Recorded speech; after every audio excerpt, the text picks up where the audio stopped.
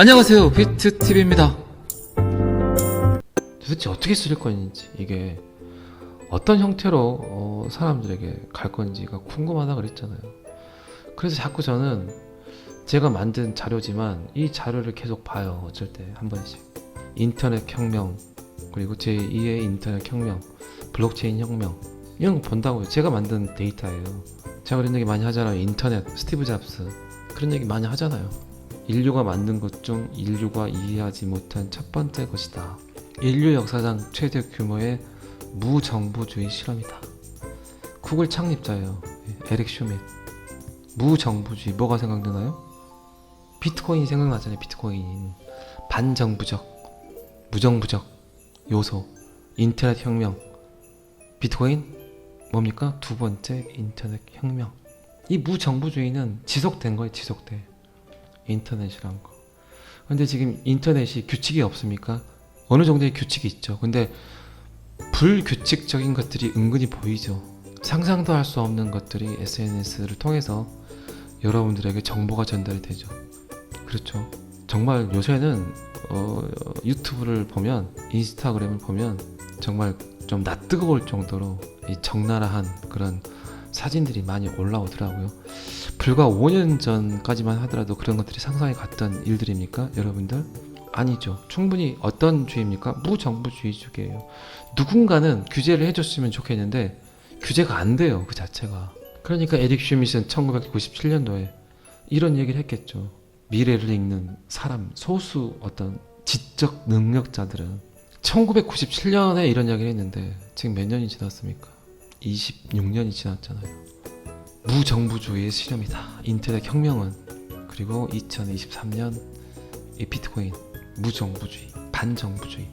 인터넷 혁명, 두 번째 인터넷 혁명. 좀 이게 스토리가 엮어지잖아요. 여러분들 느끼시기에도. 근데 인류가 사용을 하기에는 규칙과 규율이 필요하다니까요. 누가 옆에서 살인을 했는데 그걸 누구도 벌 주지 않는 집단이나 단체가 있으면 이 인류가 돌아갈까요?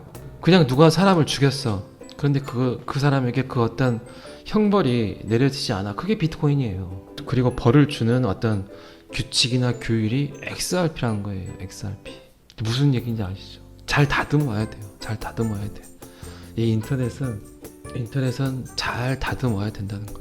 그리고 나온 게 아나키스트 선언이잖아요. 이 티모시 베이가 말한 새로운 기술들은 정부의 규제와 세금, 그리고 경제 시스템, 상호작용 전반, 정보를 비밀로 유지하고 신뢰와 평판을 바꾸는 방식 자체를 완전히 새롭게 할 것이다. 이런 혁명적 변화를 위한 기술은 사회와 경제적 혁명을 가져온다. 모든 걸 암호화해야 된다는 거. 암호화해. 전 세계로 뿌려지는 메일도 마찬가지고. 여러분들 지금 엄청나게 디지털 공간 안에 여러분들의 개인 정보를 넣었잖아요. 이런 것들이 암호화 기반의 시스템으로 바뀌어야 된다는 거죠. 근데 이게 들어오기에는 사회와 경제적 혁명이 따른다는 거예요. 이 티모시 베이 1988년도에 한 이야기예요. 암호학은 어디서 먼저 발전됐습니까? 군대에서. 군대에서 사용됐던 것들은 거의 다 사회에서 인풋을 하죠. 지금 드론도 마찬가지. 드론도 군사용으로 사용이 됐던 게 드론이죠. 이런 걸 저는 꽤 오래전에 이런 자료로 봤다는 거죠. 그러니까 신념이란 게 생겼겠죠. 신념이란 게 여러분들한테는 없었던. 자, 1982년 암호학자 데이빗 차움. 추적할 수 없는 지불에 대한 블라인드 서명이 필요하다. 현금은 종이 지폐는 여러분들이 어디를 가서 쓰더라도 추적 당할 리가 없죠. 그렇잖아요. 여러분들이 현금 가지고 마트 가서 라면 샀는데 그걸 누가 알겠어요? 그런데 이 1982년도에 이 데이빗 차움은 앞으로 미래에는 이 디지털이 활성화가 돼서 그 안에서 결제가 될 건데, 그렇게 결제가 되면 정부 감시, 은행 감시가 일어날 거다. 그러면 사람들이 살 수가 없다는 거예요. 정상적인 개인 정보, 개인 프라이버시, 사생활 침해 논란에 휩싸일 수 있다. 그래서 이 사이버 공간에서 현금처럼 익명성을 보장하는, 내가 어떻게 돈을 썼는지 모르는, 추적이 불가능한 암호화폐가 필요하다는 이야기를 한 거예요. 1982년도에. 그러면 몇 년 전입니까? 1982년이면 제가 11살 때 근데 이 양반은 이때 이야기를 한 거예요. 데이비드 차움은 왜 암호화폐가 출현할 수밖에 없냐를 상상할 수 있는 가장 그 근본이 되는 이 말이잖아요. 41년 전이에요. 41년 전. 생각을 해보세요.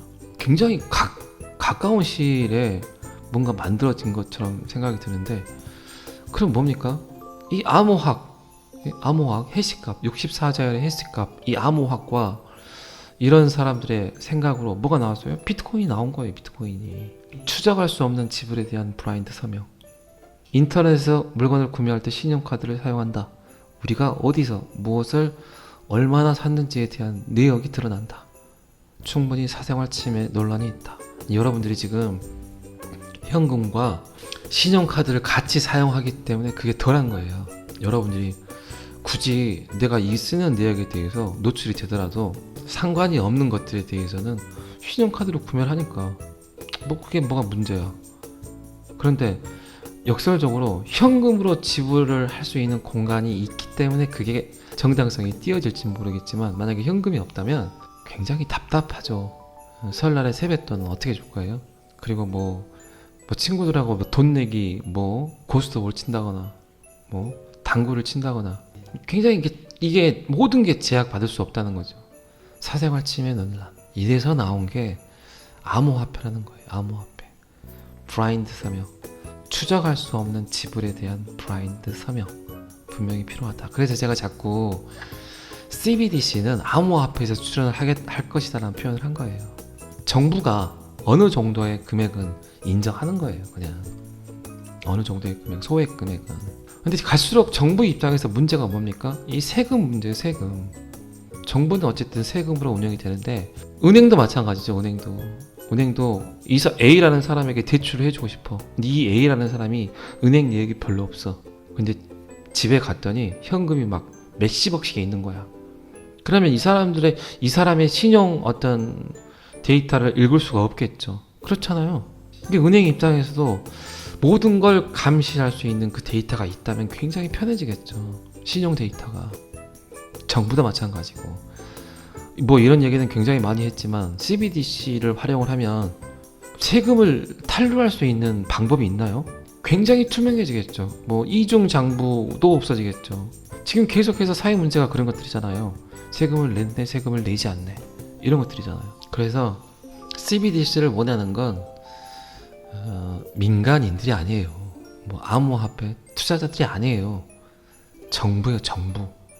그래서 빨리 올 수밖에 없어요, 이 시대는. 제가 머리가 복잡할 땐 계속 이런 데이터를 봐요. 그리고 계속 이 스마트폰 포노사피엔스 이 데이터도 보고, 미 연방준비은행이 민간기업이라는 거, 민간기업.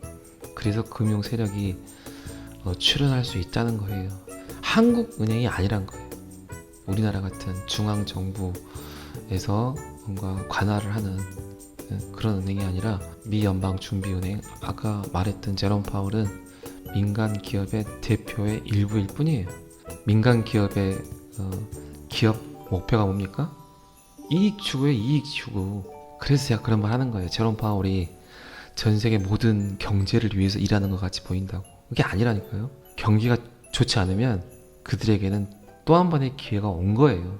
그들이 지네들 마음대로 다 돈 뿌렸고, 금리 올려서 돈 다시 다 회수하고, 또 그냥 아주 전 세계 사람들을 다 살리는 듯한 멘트로 금리를 좀 이제 낮춰드리겠습니다 하면 전 세계 사람들이 어때요? 고마워요. 환호하잖아요. 환호. 이게 정상적인 통화 정책입니까? 여러분들 보기에는? 전 세계 사람들이 알아야 된다는 거예요. 그래서 정부 또한 FRB에게 돈을 빌려야 돼요. 미 행정부도 마찬가지예요. 제롬 파월에게 굽신굽신 거리면서 돈 좀 주세요 해야 된다니까요. 그러니까 로스차일드에서 그런 말 했잖아요. 나는 미국의 대통령 싫다. 돈을 찍는 권한을 나에게 달라. 그게 가장 큰 권한이다. 알잖아요. 걔네들이 말했잖아요.